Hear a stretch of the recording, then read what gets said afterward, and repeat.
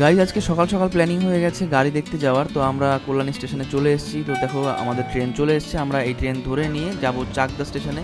তো স্টেশনে নামার পরে আমি দাদাকে খুঁজছিলাম, দাদা গেল কোথায়।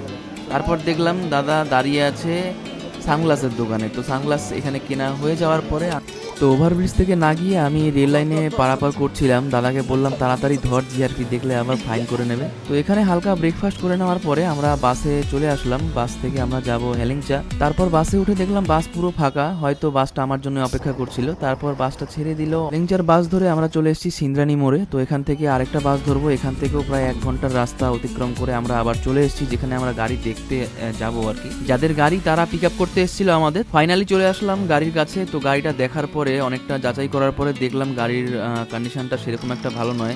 ব্যাক কম্প্রেসার আছে গাড়িটার মধ্যে। তো আমরা যেই দাম দিয়ে এসেছি সেই দামে গাড়িটা তারা দেবে না, যার জন্য আমরা আবার ব্যাক করে গেলাম আমরা বাড়ির